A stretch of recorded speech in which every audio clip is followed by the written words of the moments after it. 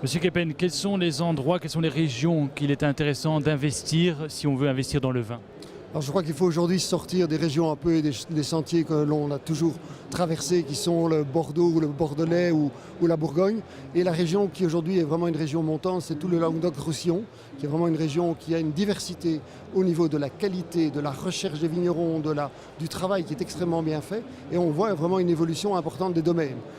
C'est la première région que je citerai. La deuxième qui est intéressante au niveau de la diversité, parce qu'on a une très large gamme de vins, c'est la Loire. De très beaux vins, peu connus en Belgique, qui valent vraiment la peine d'être investis.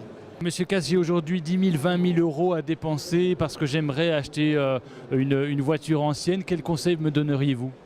La première chose, c'est de ne pas dépenser ces 10 000 ou 20 000 euros avant un an. Pas pour des raisons financières, mais pour faire le bon choix.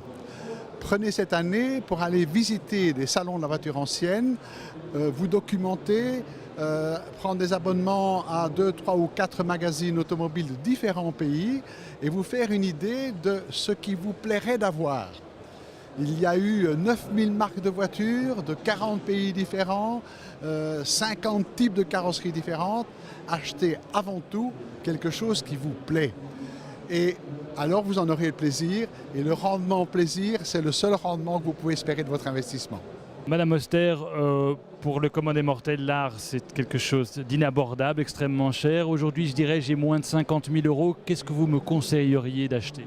Alors, je conseillerais d'acheter un artiste des années 50, 60 ou 70, qui soit un artiste qui est en train d'être redécouvert, et plutôt qu'un nom en fait. Donc, qu'une petite œuvre d'un nom, pour avoir un nom.